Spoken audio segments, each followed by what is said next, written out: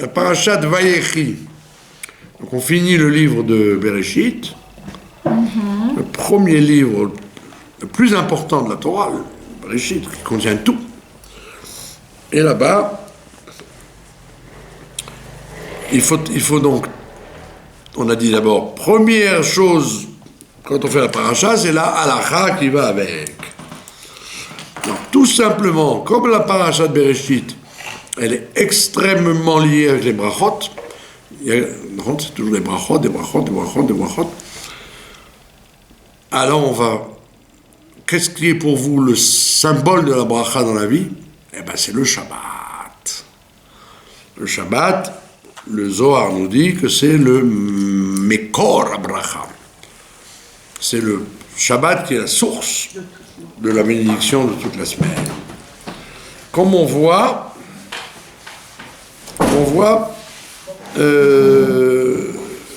comme on dit, les gens qui travaillent Shabbat, par exemple, ils sabotent leur bracha. C'est-à-dire, si même pour l'instant, ça n'a pas l'air, quoi, ils gagnent de l'argent, même sans le corona, c'est plus intéressant de travailler Shabbat que pas de travailler Shabbat. On te dit, non, c'est une erreur, c'est une illusion. Dès que tu vas prendre conscience, tu vas être obligé de payer toutes les fois où tu n'as pas fait Shabbat comme il faut.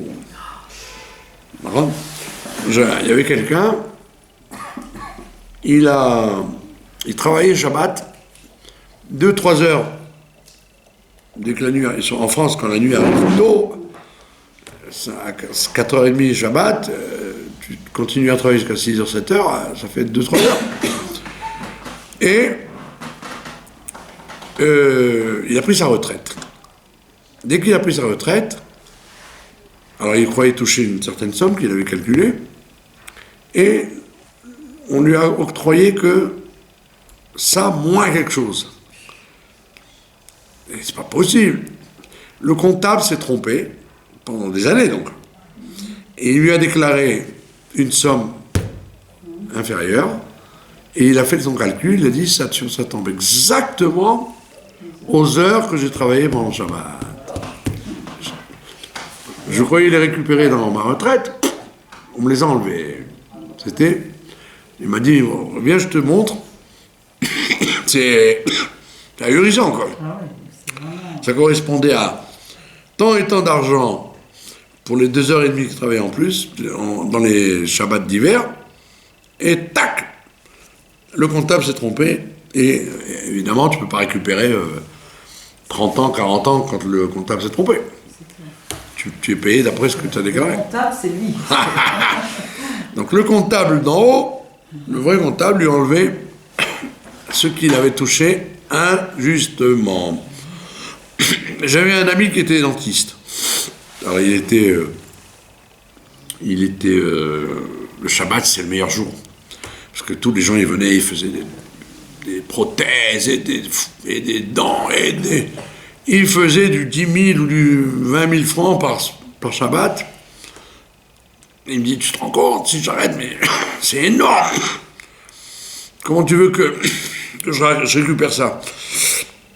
Alors on lui a dit, tu sais, Dieu il va faire en sorte que ce que tu faisais dans le Shabbat, ça va se répercuter dans la semaine. Comment? Laisse tomber, laisse faire le... Alors au début ça n'a pas marché, effectivement. Au début il a vu le creux, il y avait un trou. Mais avec le temps, comme il s'est maintenu dans sa décision, effectivement, après quelques mois, quelques années, je sais pas quoi, effectivement, la même somme qu'il touchait en 7 jours, il l'a touchée en 6 jours.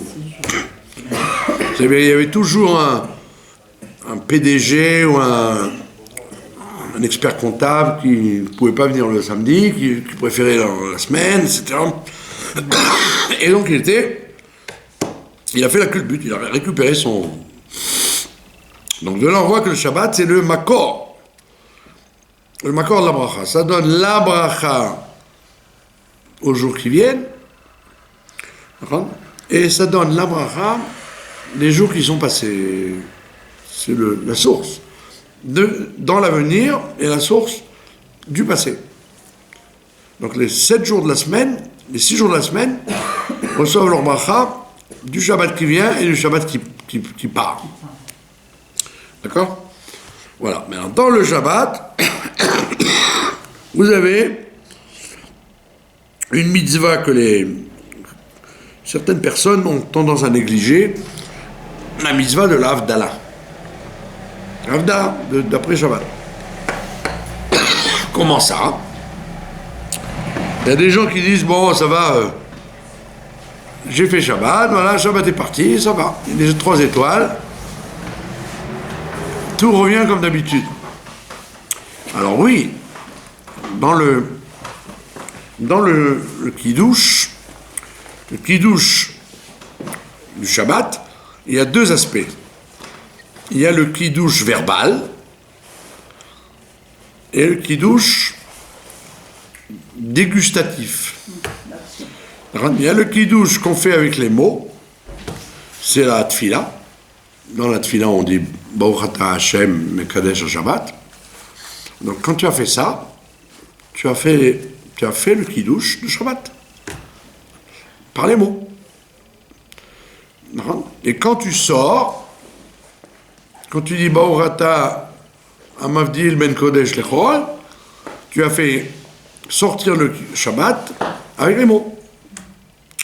Mais les Chachamim, ils ont fixé un autre kiddush. Le kiddush sur le vin, sur le pain.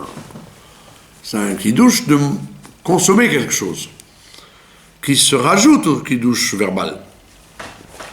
C'est pas parce que tu as fait la Hamida et tu as dit Baruch Ata Hashem Mekadesh Shabbat que tu as terminé le kiddush. Parce que maintenant, si tu veux manger, il faut faire kiddush sur du vin. Et la même chose quand on finit Shabbat. Donc la plupart du temps, les gens y croient, le kiddush c'est à l'entrée. Kiddush c'est à l'entrée. Ça y est. Mais ce qu'ils oublient, c'est qu'il y a le kiddush en sortant. Et le Rambam, il appelle ça kiddush. Comme il est écrit, Zachor et Yom Shabbat, les cas de chaud, rappelle-toi du Shabbat pour le sanctifier. Alors il te dit, les cas de chaud, bichnisato, tu dois le sanctifier quand il rentre. Les cas de chaud, bitsiato, quand il sort aussi. Il y a une kiddush de rentrée, un kiddush de sortie. Donc d'après le Rambam, qui n'est pas un décisionnaire subalterne, il te dit, le kiddush de la Havdalah, c'est le kiddush qui te fait sortir du Shabbat, comme le kiddush du départ te fait rentrer dans le Shabbat. Ça veut dire, si tu veux manger après Shabbat, ça ne suffit pas d'avoir dit Baruch Ata Hashem ou sans Hashem, Baruch Hamavdil Ben Kodesh Lechol. Ça te permet de faire des travaux. Mais ça ne te permet pas de manger. Donc le Rambam, il dit, tu veux manger, il faut sanctifier dans les mots, sanctifier dans le vin. Qu'est-ce que ça change? Qu'est-ce que ça change? Il y a des décisionnaires qui disent, non, la Havdalah, c'est pas pour sortir le Shabbat. C'est pour rentrer dans le Chol. C'est une action de Chol, c'est pas une action de Shabbat. Ça va changer quoi? Que je dise une action pour rentrer ou une action pour sortir? Ça change tout. La femme, pourquoi est-elle tenue de faire Shabbat? Parce qu'il y a écrit, pourquoi la femme doit faire Shabbat? C'est une mitzvah liée au temps. Elle aurait pas dû. Oui, mais il y a les deux Shamor Vezaror. Il y a le c'est-à-dire Tassé, l'Otassé. Voilà. Il y a les mitzvot positives de Shabbat, qui, elles, on comprend que les femmes y soient tenues. Mais il y a aussi les mitzvot négatives de Shabbat. Comme les mitzvot négatives de Shabbat, on a dit les mitzvot positives, les femmes sont liées au temps. Mais pas les négatives. Les négatives, il y a 3 mitzvot négatives que les femmes ont le droit de faire. C'est quoi? Le shofar. Il y a 3 négatives qu'elles ont le droit de faire. Écouter le chauffeur. Les 3 mitzvot négatives qu'elles ont le droit de faire. Négative. Je crois que le corona vous fait perdre les évidences. Quelles sont les 3 mitzvot négatives qu'une femme peut faire? On a dit, tout ce qui est négatif, elles sont tenues. Oui. Comme l'homme. Non, tout ce qui est positif.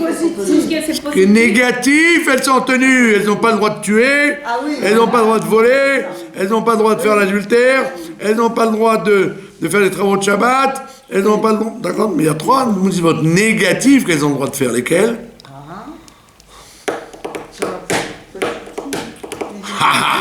Positive. Mettez-nous sur la voie. Négative. Dans quel domaine? Les positives... Négatif que la femme a le droit de faire.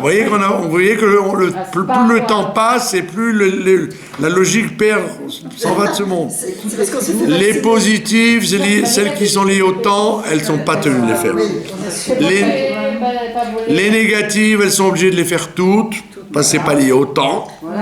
Pas tuer, pas voler, pas adultère, pas convoiter, etc. Et positif. Donc les... Pardon? Quelle est votre question?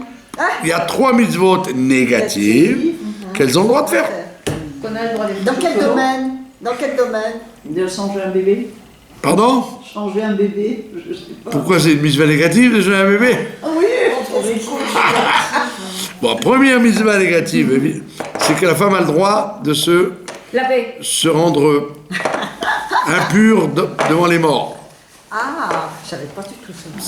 Impure devant les morts. Un Cohen qui a perdu son père ou sa mère ou ses enfants, il ne doit pas aller au cimetière. Il ne doit pas se rendre impur. Alors qu'une femme, oui, elle a le droit. Même quand même. Vous avez compris? Une femme Oui, quand d'accord, un même. neutre, c'est pas pour les femmes. Vous avez compris ou pas? Donc, se rendre impur des morts, c'est une mitzvah négative, et pourtant la femme n'y est pas tenue, parce qu'il y a écrit Bnei Aaron, les enfants d'Aaron, pas les filles. Donc une fille, elle peut aller à l'enterrement de son père, Cohen, mais un homme, non. Mais elle a encore 2. Vous allez me les sortir. Allez, non, je vous en prie. Alors, la deuxième. Allez, La première, Allez. c'est Renouveler le Shabbat. Bal Takif, se raser avec un rasoir sur les condyles. Oh, c'est pas évident, on le fait pas. Ah, non, on a le droit de se raser, alors que l'homme non. Je sais même pas si une femme. Et Bal Tashrit, pareil, le haut des cheveux. Le haut des cheveux et le bas et le début de la barbe. Ah, c'est bon, ça sort. Une femme n'a pas besoin de faire attention à ça.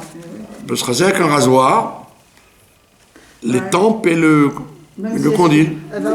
Donc il y a 3 mitzvot, Baltakif, Baltashrit et l'autre le Tamé Lametim. Vous avez compris?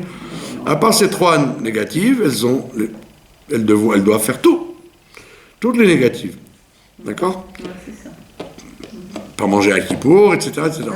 Maintenant, alors donc Shabbat, comme elles sont tenues des négatives, et comme elle a dit Ayala, Zachor, Shama, comme les négatives sont collées aux positives, donc on les oblige à faire les positives aussi.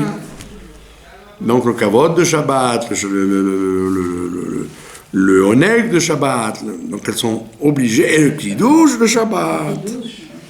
Donc maintenant, si tu me dis que c'est une mitzvah liée au Shabbat, l'Avdallah, le Rambam il a dit, c'est une mitzvah en entrant, c'est une mitzvah en sortant.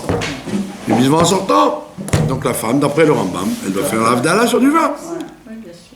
Comme elle a fait le kidouche sur du vin. Alors que les autres ils disent non, le kidouche c'est pour rentrer dans le chol. Rentrer dans le chol c'est une mitzvah qui est liée au temps, donc elle serait dispensée.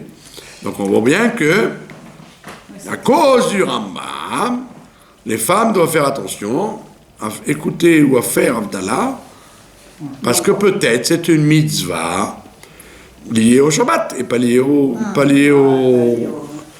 à la sortie de Shabbat. Mais Vous avez on compris? voit pas le kidouche.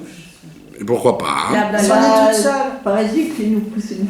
Ouais, ma fille, Moi, j'ai connu beaucoup de femmes qui ont fait le kidouche toute leur vie, qu'on fait. mais elles n'ont eu ni barbe ni moustache. Non, on dit que le mari rend quitte et qu'on prend pas le kidouche. Pas le kidouche, mais le vin de la Havdalah. Dans la Havdalah, personne ne goûte, à part celui qui Voilà. fait. Ça n'a rien à voir avec les femmes. Ah, je savais. Rien à voir avec les femmes. C'est autant à l'entrée, tout le monde veut goûter au kidouche de l'entrée. À la sortie, il n'y a aucun sujet de goûter au vin. Par contre, On donne aux enfants s'ils ont envie des fois le jus de raisin, etc. Par contre, on sait Mais que si le la vin- femme elle est seule, Oui, qu'elle fait la Havdalah. une femme elle est seule, bien sûr qu'elle doit boire le vin. Elle doit pas faire une bracha pour rien. Je ne prends pas un grand, je crois que... Mais Elle doit pas goûter qu'un peu, elle doit faire la quantité pour pouvoir faire la bracha finale. finalement, Si elle veut pas faire sur du vin où il n'y a pas de jus de raisin, elle peut faire sur de la bière, sur du boisson chaude, etc. Donc on voit bien que donc si quelqu'un par exemple votre mari il peut pas faire Havdalah, il voit pas, il veut pas faire Havdalah, vous pouvez faire Havdalah pour tout le monde, parce que en fait c'est pas une mitzvah, c'est pas une mitzvah de Chol, c'est une mitzvah de Shabbat. Et donc une femme seule ou une femme qui a des enfants avec elle, etc., elle a le droit de faire Havdalah s'il y a personne, s'il n'y a pas un homme pour leur faire. Sinon, si elle écoute à la Pardon? si elle écoute à la choule d'Havdalah, elle doit refaire chez elle. Non. C'est pas comme le kidouche. Le kidouche, si vous l'écoutez à la choule, il faut manger avec. Là, le kidouche d'Havdalah n'a pas besoin de manger avec. Il permet de manger. D'accord, il permet, voilà. Il permet de manger, mais vous n'êtes pas obligé de manger dès que vous avez fait le kidouche de l'Havdalah. Donc vous pouvez faire Havdalah à Tel Aviv et rentrer à Jérusalem manger. C'est ça. Ça veut dire qu'avant l'Havdalah, on ne peut pas manger. Voilà. À partir de quelle heure? À partir de... Dès que le soleil se couche. Dès que tu as fait la Souda. Sauf si vous avez fait Seuda Shlishit avec du pain. Et que quand vous mangez du pain, là, vous pouvez prolonger dans la nuit. On doit enchaîner la Havdalah. Ou du pain, ou alors du mésonote, qui est comme du pain. C'est-à-dire des crackers, de la matzah, des choses qui sont pas des choux à la crème, quoi. Des mésonotes qu'on pourrait éventuellement, en quantité, appeler ça un repas.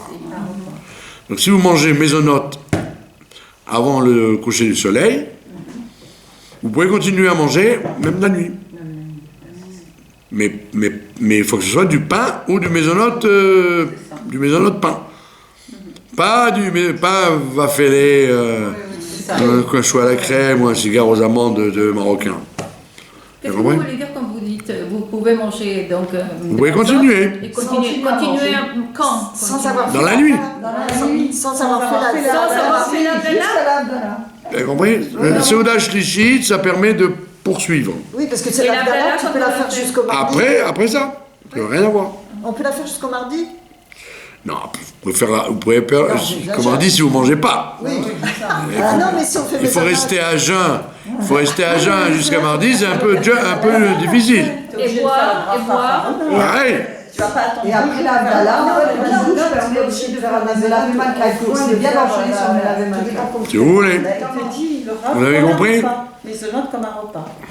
Si on fait mésonote, mais pas... Avant le coucher du soleil, vous faites mésonote, vous mangez des salades, ce que vous voulez, vous pouvez continuer dans la nuit. On n'est pas obligé de manger une quantité de 200 et Non, quelques non. grammes pour faire... On n'est pas obligé. On pourrait le faire, on n'est pas obligé de le faire. On n'est pas obligé. C'est-à-dire qu'on peut peut faire. Tu vas pas faire Birkat Amazon. après. Non, mais tu peux faire. Mais tu es obligé de faire la bracha Harona quand même. Bien sûr. De toute façon, tu ne vas pas attendre 2 jours. La pour faire la- Harona, oui, mais chaque Voilà. fois, C'est un minage. C'est bon? Tu as fait la bracha C'est Harona, mêlé après tu peux plus les en vins. manger. Maintenant, Si tu n'as pas fait l'Havdalah, tu peux plus. est-ce que manger. oui, c'est un minag, effectivement. Ah bah si. Non, non, non. Bah redemande au Il y a une coutume comme ça c'est pas clair. Hein. il y a une coutume de mettre le vin de l'Havdalah sur les paupières. Vous connaissez ça? Ouais. Sur l'os éventuel que le loose. D'accord? Alors il y en a qui font ça, il y en a qui ne le font pas. Et les Polonais mettent dans les poches. Et comme je disais au Rav von Forter, Mais c'est des poches du pantalon de Shabbat, donc ça sert à rien. Vous allez remplir avec des dollars alors que vous n'avez pas le droit d'en avoir à Shabbat. Les Polonais, c'est les Tunisiens des Ashkénazes. C'est des superstitions à n'en plus finir. Donc c'est un minag. Il y en a qui ne le font pas. Il y en a qui le font. Pour quelle raison? Parce qu'on te dit, quand Mashiach va venir, on va voir la Géoula, dont on a parlé dans Eliyahu Hanavi, Zachor Leto. Tu vas entendre des bonnes nouvelles, donc il y en a qui se mettent ça sur les lobes des oreilles, et tu vas ressusciter avec l'os. Il y en a qui font ça avec les petits doigts, ils mettent comme ça sur les yeux, dans les oreilles et derrière. Avec le vin qui est en... Et il y en a qui rigolent, qui sourient avant de boire, qui rigolent un petit peu pour que la semaine soit souriante. Ils font bon et un geffen. Ça, c'est cool. Voilà, donc vous avez compris que Alors, il ne faut absolument pas mépriser l'Havdalah en disant « Oh, moi je suis une femme, j'ai pas vraiment besoin. J'ai pas entendu, c'est pas grave. J'ai fait un mavdil, c'est bon. C'est bon pour faire des travaux, mais c'est pas bon pour manger. Pour manger, il faut faire Havdalah sur du vin ou de la bière ou ce qu'on appelle une boisson de pays, quoi.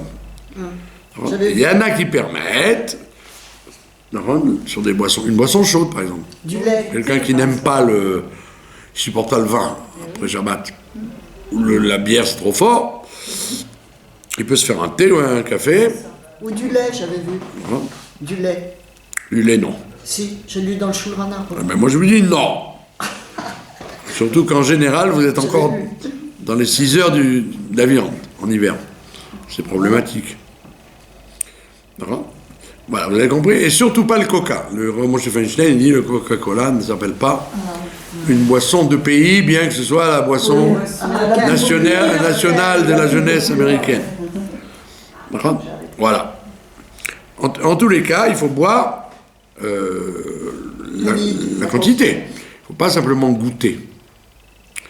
Et ceux qui écoutent Havdalah, si vous écoutez Havdalah de quelqu'un d'autre, vous n'avez pas le droit de parler tant qu'il n'a pas bu lui-même.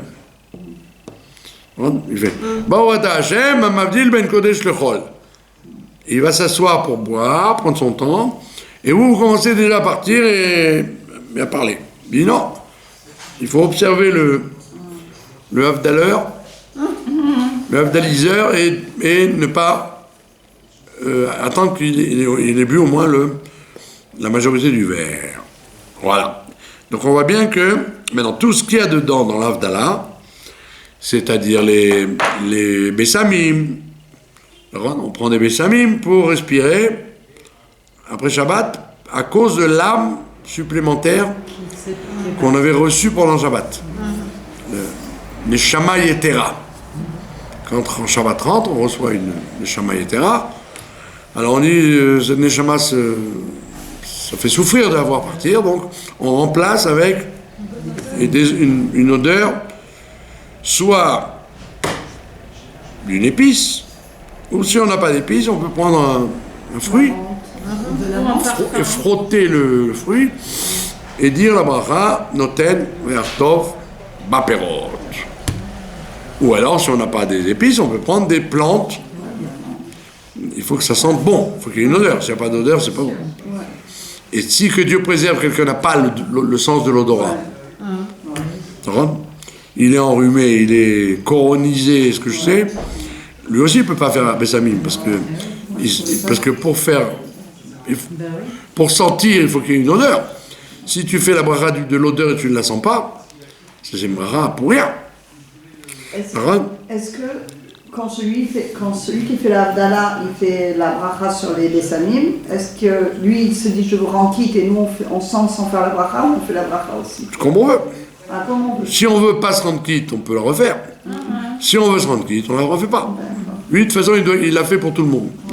Si tu veux pas te rendre quitte, tu dis, il a dit ce qu'il a dit, moi je fais pour moi. Il n'y a pas de problème. Et troisième, pardon? Qu'est-ce qui se passe ceux qui ont perdu l'odorat? Mais ben ils vont pas Bessamim. Et ils répondent pas Amen. Oui, ils répondent Amen. Pourquoi? Tu réponds Amen. À celui qui a fait, il répond Amen, puisque lui il sent. Vous sentez pas, donc vous faites pas la bracha. Mais il y a un troisième pavillon, c'est le feu. Ouais. On fait ça, on fait sur du feu. On allume du feu et il y a une coutume de mettre les doigts, parce que Adam Arishon, quand il a été chassé du Gan Eden, il a été obligé d'avoir les mains qui commencent à fonctionner. Avant, c'était comme un singe. Il avait 5 doigts comme un singe. Comme un singe. Un singe, il a 5 doigts, mais ils sont tous sur le même plan.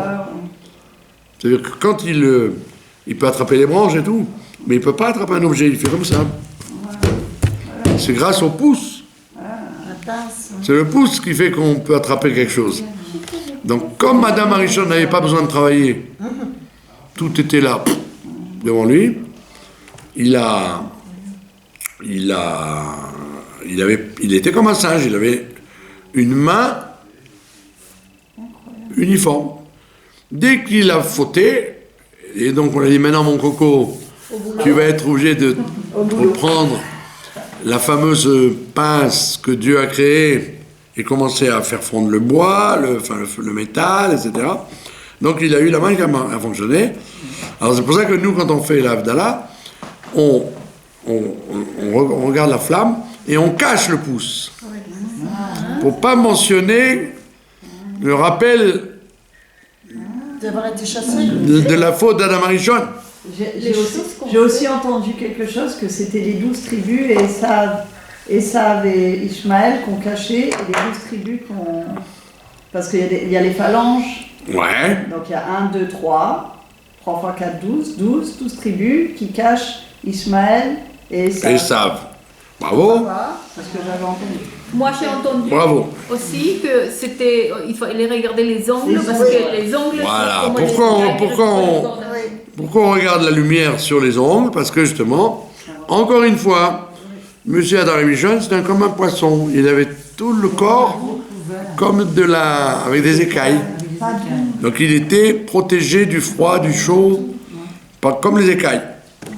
Dès qu'il a fauté, hop, les écailles sont parties, et tout ce qu'il en reste, c'est que les ongles. Donc on dit, tu vois, on voudrait être comme Adam Arishon avant la faute.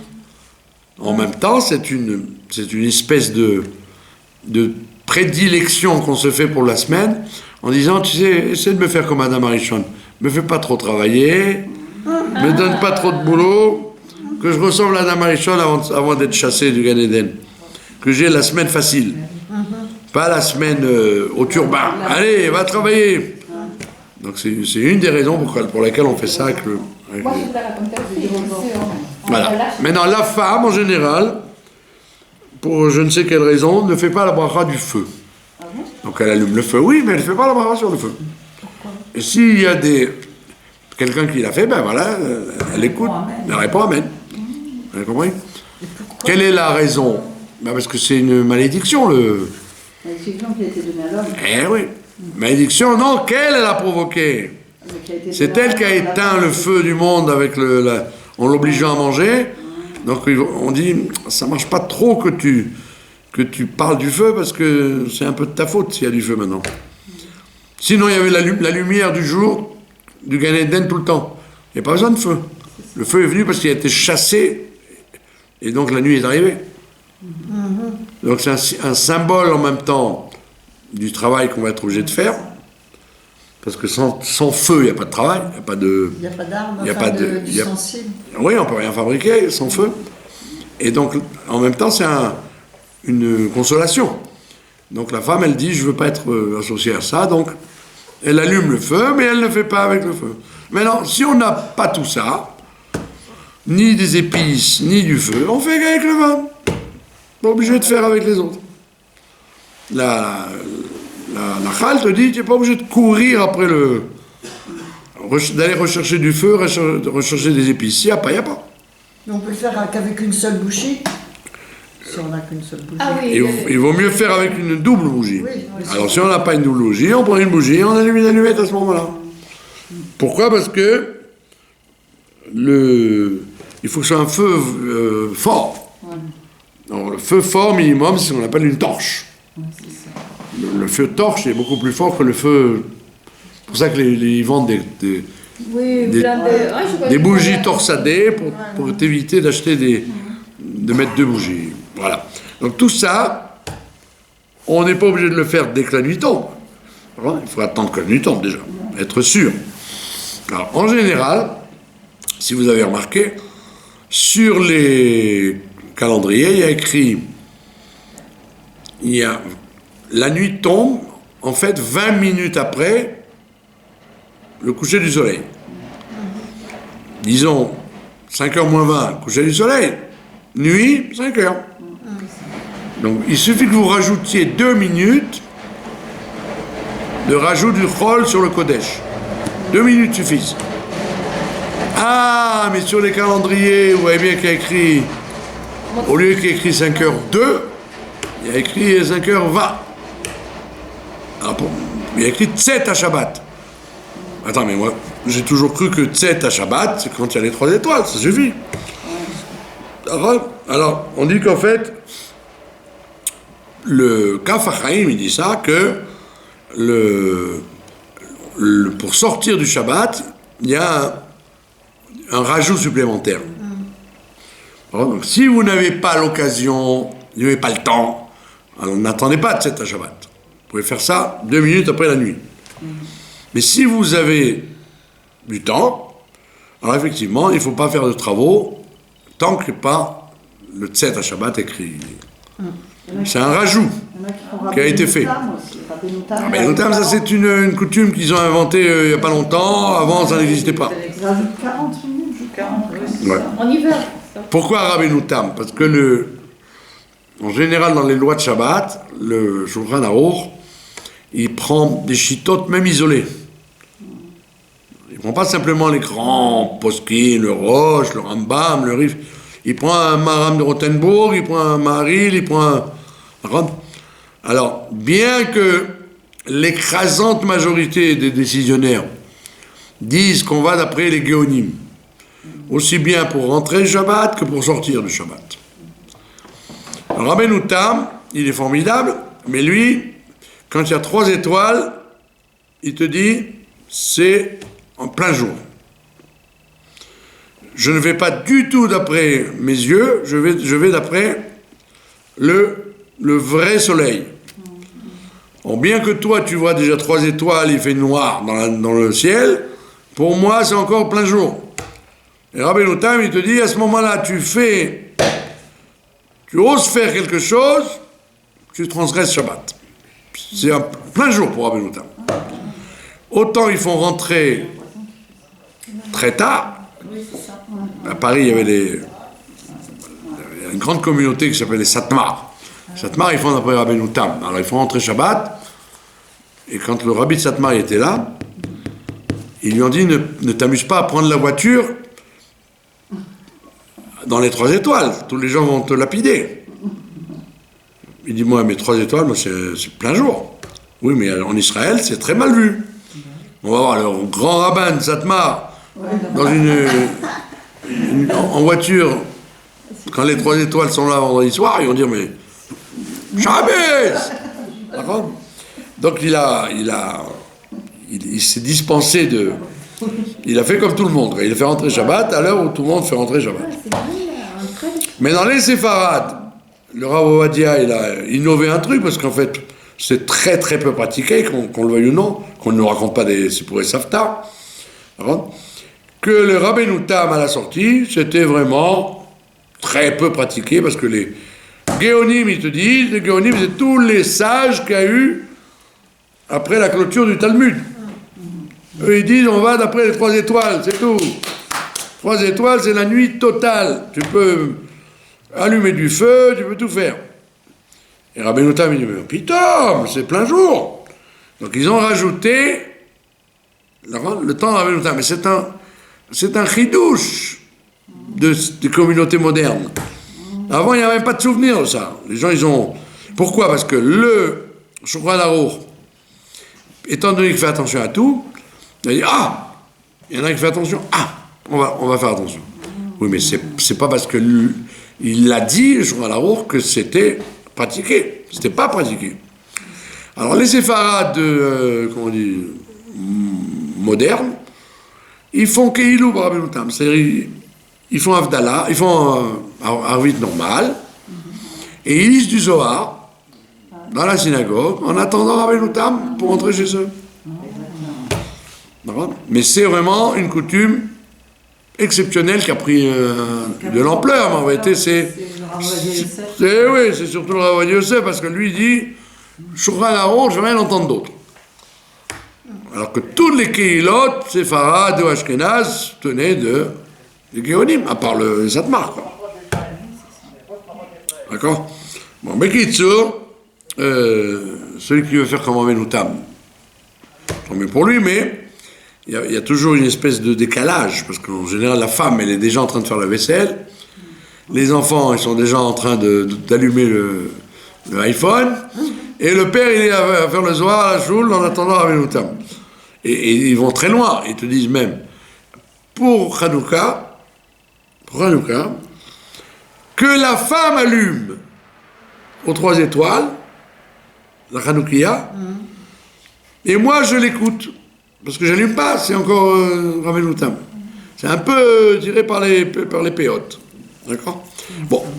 Celui qui veut faire Rabbeinu Tam, Bechavod, il n'y a aucune contre-indication, mais c'est quand même une nouveauté relativement récente. Voilà. Maintenant, tant qu'il n'y a pas les 3 étoiles, c'est évident que tu n'as pas le droit de faire des travaux, ni d'éteindre les prises, ni de faire comme si on était en... Et ça, il faut vérifier, pas dans le ciel, mais dans le calendrier. Ah oui, il faut absolument avoir un calendrier, parce que nous, on n'est plus tellement capables. Je me rappelais les Juifs français, un peu traditionnalistes, tu vois, pour fumer. Alors, ils restaient dehors de la synagogue, tu crois que c'était pour bavarder? Non, ils scrutaient le ciel pour voir que c'est les 3 étoiles moyennes. Il ne faut pas que ce soit des trop petites et trop grandes. Et tout le monde connaît ça, même les Mechalel Shabbat classiques. Ah, les 3 étoiles, tout le monde connaît les 3 étoiles. Nous, on a peur de ça, donc on regarde le calendrier. Surtout que des fois, bon, parlons pas des nuits où c'est nuageux, mais c'est très délicat de savoir distinguer les petites étoiles des grandes étoiles. Quand elles sont petites, ça veut dire que c'est pas assez nuit. Quand elles sont trop grandes, ça veut dire que c'est très nuit. Donc c'est 3 étoiles moyennes. Comme on est très déconnecté de l'espace, du temps, on est un peu... On a besoin de la montre. On ne sait plus maintenant fonctionner sans montre. Très dur de dire je flaire maintenant qu'il est 8 heures. Avant, il vivait comme ça. Il vivait proche de la nature, donc il vivait proche du temps, il savait... D'accord? Il y avait moins de pollution dans l'air, on voyait mieux les... Voilà. Ça, c'était pour la halakha. Donc, n'oubliez pas, les brachot de la vie passent par le Shabbat. Maintenant, on va parler de la paracha elle-même. Alors, la paracha elle-même, elle est statuée de brachot. Yaakov, il bénit ses petits-enfants, Ephraim et Ménaché, et après, avant de mourir, il bénit tous ses enfants. Maintenant, moi, j'ai toujours entendu que bracha, ça veut dire des bonnes choses. Alors, quand vous lisez les brachot spécifiques à chaque fils, Réhouven, par exemple, il écrit dessus. Il lui dit ta colère et à cause de ça, tu n'as pas eu ce que tu devais. Shimon va lui dire vous avez fait Shrem, il va y avoir Korach, il va y avoir Zimri. Donc je vous sépare pour pas que vous soyez ensemble. Pour le brachot. Il n'y a que Yehuda. Yehuda, enfin, il le bénit. Ça, il lui dit tu vas être le chef. Tu vas être. Ton vêtement blanc va être rougi par le vin des régions que tu vas habiter. Ah, c'est bien. Zevouloun, tu vas devenir riche. Issachar, tu vas te fatiguer sur la Torah. Dan, tu vas être rapide. Tu vas te tuer le serpent. Donc on voit bien que c'est très mitigé.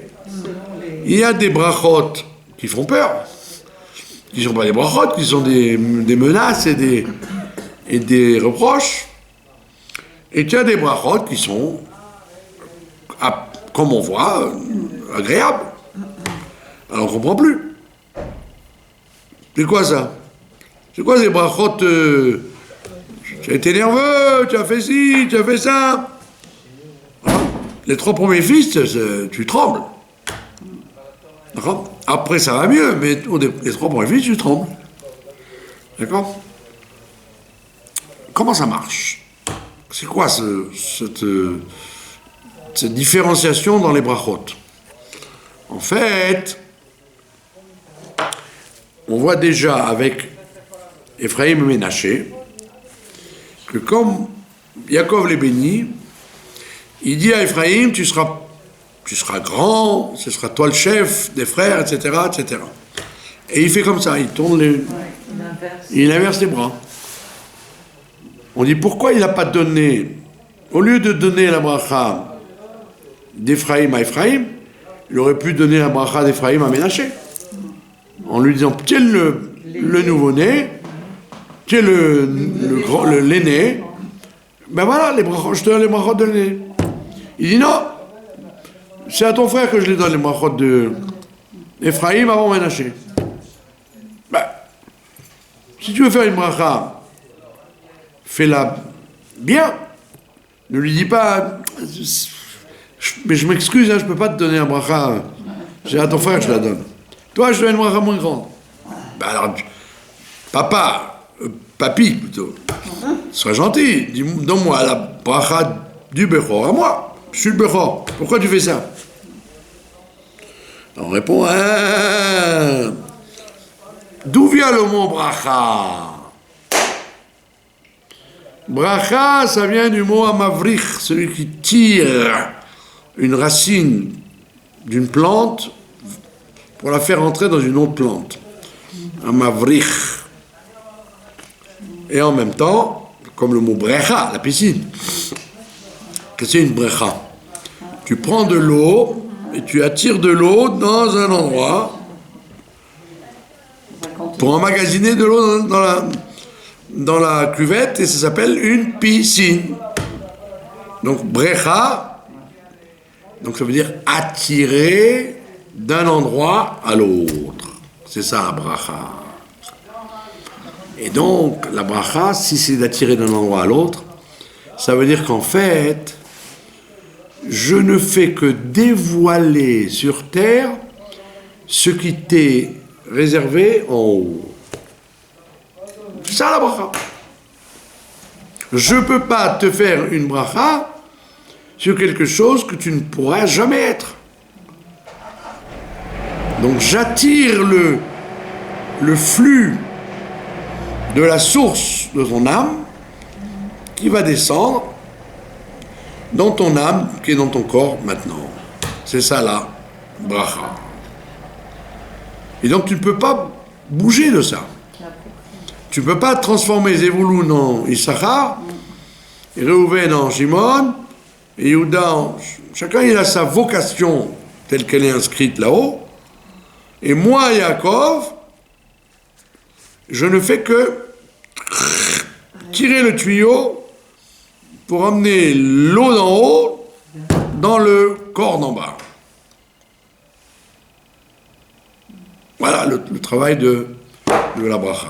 Celui qui est Mevarer, c'est ça qu'il fait. Donc le Bechor, c'était pas le Bechor.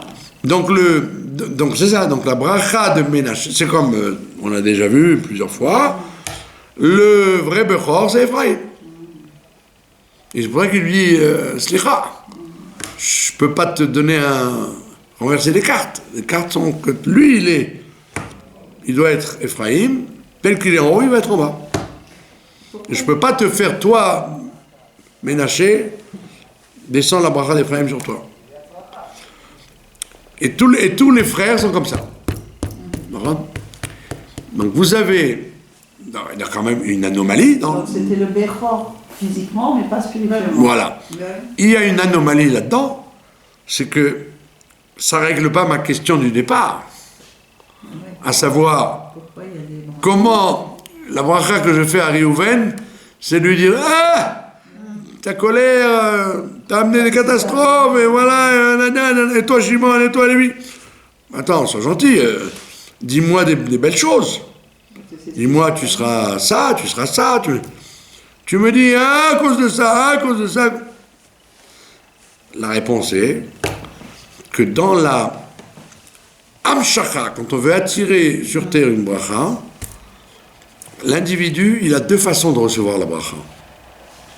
Soit, comme on l'a vu tout à l'heure, les mitzvot positives et négatives, soit tu dois faire quelque chose pour attirer la bracha sur toi. C'est un travail à faire. Comme un mineur, tu dois faire un trou pour dévoiler la chose. Ou alors, tu as un niveau différent, tu ne dois pas faire. Tu ne dois pas faire. C'est-à-dire, toi, Réhouven, pour amener la bracha, apprends à ne pas être excité comme tu étais. Retiens-toi d'eux. Donc il y a des gens, chacun doit savoir où il en est. Et puis ça dépend de la bracha qu'on veut. Il y a des fois où tu dois faire une action pour attirer la chose. Il y a des fois où tu dois ne pas faire l'action. Ne pas faire l'action. Il y a un rabbi Nachman de Breslev intéressant là-dessus. Il dit, il arrive quelquefois qu'il y a une xéra sur une personne d'être riche. Il doit être riche. Voilà. Jeudi, il doit être riche. Alors, on lui prépare une valise entière d'argent. Et on va lui déverser sur lui. C'est écrit. Monsieur se met en colère, la valise reste en haut. Il s'est bouché la bracha à cause de sa colère. Donc on voit qu'il y a des cas où tu ne devais pas recevoir la bracha en faisant quelque chose. Tu devais la recevoir en ne faisant pas quelque chose. Ah, c'est dans ce sens-là. C'est l'histoire avec Réhouven, Shimon et Lévi. En vérité, eux, leur bracha à eux, c'est de ne pas être nerveux, de ne pas amener la bagarre. Retiens-toi. Tu veux la bracha, retiens-toi. Alors que les autres, fais. Naphtali, tu es une gazelle rapide. Alors, voilà, fais vite dans les mitzvot, sois rapide. Les autres, chacun, il doit savoir, dans sa vie, il doit savoir comment ça marche. Chacun, il doit savoir que les brachot qu'il reçoit, il y a droit. Personne n'est maudit dans sa racine. Tout le monde a une bracha. Dans plein de domaines. Maintenant, reste à toi, homme ou femme, à savoir si tu dois faire descendre cette bracha par une action ou par une non-action. Arrête de te mêler de ce qui ne te regarde pas, ferme-la. Tu veux te rendre utile, on t'a rien demandé, reste assis. Donc c'est à chacun de savoir, par l'expérience. Les gens par l'expérience, ils se rendent compte effectivement à quel moment ils sont dans le positif, à quel moment ils doivent être dans le négatif.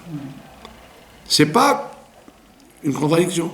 Ça veut dire que Réhouven, il est bourré de bracha. Mais son père lui dit, mais je t'en prie, mon fils, n'empêche pas, ne fais pas tu as pris une initiative de me changer mon lit avec Bila, tu t'es bloqué la bracha, mon ami. De quoi tu te mêles? Si j'avais voulu changer mon lit de Rachel à Léa, je l'aurais fait. Si je l'ai fait de Rachel à Bila, c'est que j'ai des raisons d'en haut. Il y avait un grand tzaddik, un élève du Baal Shem Tov. Il disait, quand on bouge une cuillère sur la table, qu'on bouge un objet dans le monde, il arrive quelquefois qu'on bouleverse des mondes. L'effet papillon. On t'a rien demandé. Il y a des gens comme ça. Il y avait par exemple des livres qui étaient couverts à l'envers. Alors tout le monde, évidemment, il voit ça, il se croit obligé de le mettre de l'autre côté. Mais attends, mais si tu l'as vu comme ça, ouvre-le peut-être, qu'il y a quelque chose, une raison. Jusqu'à ce que j'intervienne en déchirant et en remettant droit. Mais sinon, les gens, ils se disent pas, ah, il doit y avoir une raison. Tout le monde se dit qu'il est bête, il a mis à l'envers. Qui t'a dit qu'il est bête? Peut-être qu'il a vu l'intérieur et qu'à l'intérieur, il a l'envers. Et la vie, elle est comme ça. Des fois, te crois obligé d'intervenir alors qu'on t'a rien demandé, et donc tu t'empêches une bracha que tu aurais dû avoir. Donc c'est à toi de voir, de jouer sur le programme. Si c'est un programme positif qu'on te demande, un programme de non-être, de ne pas faire. Maintenant, il y a une autre dimension encore, elle est encore plus forte que tout. C'est que, on en a parlé déjà plusieurs fois, il y avait un commentateur du Shulchan Aruch, il s'appelait le Shach, Sifte Cohen. Il commente le Shulchan Aruch. Et lui, il habitait à Cracovie, et il était tellement grand que le Baal Shem Tov se dépêchait samedi soir de prendre sa calèche et de faire des centaines de kilomètres avec Kfitsat Aderer, de raccourcir le temps pour aller lui allumer la pipe après Shabbat. Il allumait la pipe du char. Le Baal Shem Tov? Ouais. Pourquoi ça peut pas arriver quand même. Et le Baal Shem Tov était jeune et lui était vieux, peu importe. Mais ils étaient contemporains et ils se dépêchaient d'aller allumer la pipe. Et on dit que leur char était tellement grand, dans le ghetto où il habitait à Cracovie, les Goïms, ils ne laissaient pas construire en horizontal. Ils obligeaient à construire en hauteur. Et comme régulièrement les familles s'agrandissaient, donc ils ne mettaient pas de parapet sur les murs. Parce qu'ils allaient, après, continuer à construire. Alors un jour, on raconte, le Shach était pris dans ses idées, il réfléchissait, et il marchait sur le toit, et comme dans les dessins animés, il s'est trompé, il a continué, il a failli tomber. Et on dit que la maison d'en face, s'est rejoint, et quand il a pris conscience, il a dit, mais attends, mais je suis pas chez moi là, je suis dans l'autre maison. Donc, vous voyez un peu son niveau, d'arriver à ce que, par sa concentration dans la Torah, on fasse un miracle, que les deux murailles, les deux toits se touchent. Alors, on dit, maintenant, le Baal Shem Tov faisait la même chose. La même chose. Et même, il y a des gens qui se dépêchaient de lui allumer la pipe, il avait des miracles comme ça. Alors on dit, qu'est-ce que la chassidoute a amené de plus, puisque au temps du char, il y avait ça, et au Baal Shem Tov, il y avait ça. Alors qu'est-ce que tu me dis, la chassidoute, elle a amené une nouveauté dans le monde qu'il n'y avait pas avant. Qu'est-ce qu'elle a amené, la chassidoute, de plus? Voilà, les tzadikim d'avant, le Baal Shem Tov, ils étaient de la même pointure. Alors là, on dit, il y a un grand ridouche que la chassidoute a amené, et qui n'est pas dans notre paracha, du moins de façon visible. C'est qu'on a dit tout à l'heure que la bracha, c'est d'amener quelque chose de sa source en bas. Shoresh, en bas. La chassidoute, elle te dit, il y a encore mieux que ça. tu peux arriver à ce que, il arrive quelquefois qu'il n'y a pas de tuyau entre le haut et le bas. Chacun. Pas de connexion. Ouais. Quelqu'un, il dit, je voudrais une bracha, je voudrais ça. Dans la logique, on dit, monsieur, vous ne pouvez pas l'avoir. Pourquoi? Ben, dans votre shoresh, il n'y a pas. Il n'y a pas. Alors, qu'est-ce que je fais? Ben, je sais pas, rien. Oui, monsieur, grâce à la chassidoute, au tzadikim de la chassidoute, tu peux créer un tuyau, même s'il n'y en a pas. C'est beau. Par la messirut nefesh, par le fait de donner sa vie dans une mitzvah ou dans une mission particulière. Il y avait un monsieur, il s'appelait Morozov. Il s'appelait Morozov, et c'était un chassid du Rayat, après, et surtout du Rabbi après, et il n'avait pas d'enfant. Lui et sa femme, ils étaient malades de ne pas avoir d'enfant. Et ils avaient beau demander une bracha, ça ne marchait pas. Qu'est-ce qu'il a fait un jour, ce monsieur? Il est rentré dans le bureau du Rabbi, et il s'est allongé par terre et il a empêché la porte de s'ouvrir. Essaye d'ouvrir une porte quand on met des pieds, on ne peut pas. C'est pas le corps, c'est les pieds. Donc le secrétaire, il avait beau essayer d'ouvrir pour le faire sortir, impossible. Et le Rabbi dit, qu'est-ce que tu veux? Il dit, je ne sors pas de la pièce tant que tu ne me donnes pas une bracha pour avoir des enfants. Et il dit, mais qui tu es? Qui tu es? S'il y a des années, tu as demandé, je ne t'ai pas donné, il n'y a pas. Il dit, c'est comme ça, je ne bouge pas. Appelle la police, passe par la fenêtre, je ne bouge pas. Et il a une telle comment on dit, détermination que le Rabbi lui a donné une bracha. Et il a eu 10 enfants.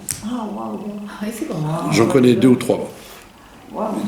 C'est vieux, hein, ça date d'il y a 50 ans. Donc ça veut dire quoi? Que la chassidoute, elle a réussi à creuser le tuyau là où la logique ne devrait pas arriver. Aussi bien dans la guérison que dans la parnassa, dans les enfants, dans le shlombaït, ou les trucs qu'on n'imaginerait pas. Des fois tu dis, Nixar, c'est décrété, on peut rien faire. Oui, d'après la logique, tu peux rien faire. Mais si tu passes par-dessus la tête de la logique, tu peux faire un tuyau qui peut amener de l'eau qui était bloquée, en fait, dans ton shoresh. Et ça, c'est un degré de bracha qu'on peut amener. Il faut vouloir. C'est pour ça que le Baal Shem Tov, il dit, on l'a vu 1 million de fois, que Tsinor, le tuyau, c'est les mêmes lettres que Ratson, que volonté. Quand la volonté est là, le Tsinor, qui n'était pas là, il peut rentrer en jeu. Ça s'appelle remuer ciel et terre. Pardon? Remuer ciel et terre. Cette histoire de ce principe, ça fait penser à la prière de Hana aussi. Voilà, ça ramène à la prière de Hana, ça ramène à beaucoup de choses. Évidemment, dans le monde, des fois, tu ne vois pas comment. Hein. Des fois, tu dis, bon, bah, ça va, il y avait un blocage, ça s'est débloqué. Des fois, c'est pas un blocage, c'était une impossibilité réelle. Et malgré tout, le bon Dieu, il a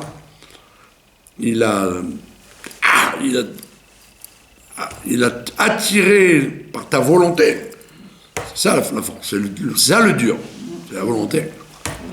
En général, c'est très très difficile de développer une volonté qu'on n'a pas. La volonté de guérir, la volonté de... c'est très rare. Une question qui va être peut-être... Que quoi? Qu'est-ce qui s'est passé avec Toute question est une bonne question. Tout quoi? Donc, qu'est-ce qui s'est passé avec les ravis alors? Il n'a pas eu d'enfant. Qu'est-ce qui s'est passé avec le rabbi? Il n'a pas eu d'enfant. Mais apparemment, comme son beau-père lui a dit, tu as perdu ta bracha. Son beau-père lui a dit ça. Un soir, il y avait Un soir, il y avait la queue, et le rabbi, il a laissé sa place à quelqu'un. Parce que le secrétaire, il avait dit, il y a juste 20 personnes qui rentrent. Le rabbi ne reçoit pas plus. Et le rabbi devait faire la queue pour être reçu par son beau-père. Et un monsieur, il a dit, j'ai besoin, je suis obligé. Le rabbi, il a laissé sa place. Et après, quand il est rentré, son beau-père lui a dit, aïe, aïe, aïe, aïe, aïe. Pourquoi tu as donné ta place? Et ben, c'est un juif qui a demandé, je ne pouvais pas. Il dit, mais c'était la bracha que j'avais pour donner des enfants ce soir. Je vais le donner à lui, tu ne l'auras pas toi. Ça, c'est clair. Je ne connaissais pas du tout. Alors, vous ne connaissez pas ça? Il aurait perdu ce srout. D'ailleurs, vous voyez que sa femme, elle est triste. Je veux pas critiquer, mais vous voyez là, les rares photos qu'on a, c'est pas une femme heureuse. Parce qu'à travers lui, c'est sa femme aussi. Le couple qui n'a pas réussi à avoir d'enfant. Ça veut dire je sacrifie ma vie pour les autres. Ça fait toute la vie du rabbi, c'est du. Toute la vie est sacrifiée. Depuis le départ, c'est tout. C'était inscrit. On croit que le rabbi c'est un gibor. C'est un sacrifié dans tout. La tarte Il ne notre. voyait quasiment pas sa femme. c'est ça. Pardon? Il ne voyait quasiment pas sa femme. Nahon, pareil. Quand elle a dit je veux prendre des vacances, il s'est assis, il a dit ça y est, on a pris des vacances. Je pense qu'en même temps, la médecin, elle disait tous mes enfants, c'est racine. Oui, enfin, si on dit ça, Voilà. Oui, mais une femme, est-ce qu'elle le ressent vraiment? En tant que femme, tu as. Et est-ce que le rabbi, je veux pas critiquer, je veux pas nous critiquer, mais est-ce que le rabbi il était si fier que ça? Qui a des enfants ne peut pas comprendre ça. Moi, je. Une femme qui n'a pas d'enfant ne comprend ça. Voilà, la nature humaine, elle fait que si c'est ton fils qui fait l'idiot, même s'il fait vraiment l'idiot, tu lui pardonnes tout. Oui. Si un étranger, tu lui dis allez, il m'énerve celui-là. Alors prendre les étrangers pour ses enfants, c'est pas évident du tout de dire ah c'est comme si c'était ses propres enfants. C'est pas pachout, Voilà. Mais et les gens qui adoptent des enfants? Eh ben, j'ai remarqué, observé, vérifié que les gens qui ont adopté des enfants, juste après ils avaient des enfants. Oui, c'est très souvent. Non, pas J'ai pas compris. J'ai entendu souvent. Énormément. Voilà. Ils ont des enfants. Ils ont adopté, dès qu'ils ont adopté, ils en ont eu un eux-mêmes. Souvent, très souvent. Pas tout le temps. Et madame. Voilà, donc Yehi Ratzon, que nous soyons à la hauteur des brachot qu'on doit recevoir, Qu'on déjà, essaie d'en attirer.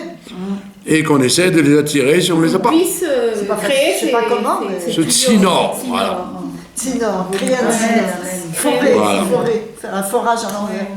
Ouais. et qu'on puisse regarder ce qu'on doit faire et ce qu'on ne doit pas faire. C'est compliqué ça. Compliqué, ça. C'est notre shlichut de savoir. Ouais. C'est à chaque instant. C'est la date, ça. C'est à chaque instant, le Rav vient de le dire, pousser une petite... Voilà, c'est ça. Tu as une péoula à faire ou une péoula à ne pas faire. Exactement. C'est à chaque moment. Ne pas rater le coche, Ne pas rater la et ne route. pas rater la isdamnout. Ne pas laisser passer sa brara, apparemment. Hein. Eh, vadaï. Non, alors, en fait, la bracha qu'on doit avoir, on l'aura. Elle nous poursuivra, elle viendra tôt ou tard, mais c'est dommage qu'elle vienne tard, et mieux qu'elle vienne tôt. Exactement. Oui. Pourquoi faire? Pourquoi traîner? Comme on dit chez nous, chaval al azman. Voilà. Maintenant, la bracha, la grande bracha que le bon Dieu puisse nous faire, c'est de nous envoyer le Beth Amikdash et le Mashiach Tzidkenu. Amen. Que là, que tous les Il faut créer des tuyaux. Là. que tous les tuyaux s'ouvriront. Et comme il dit le prophète, que tu diras Ad Belidai. Tu diras jusqu'à quand assez, il y a trop ça. Voilà. Chazak ou Baruch, je vous remercie de votre attention. Shabbat Shalom. C'est nous qui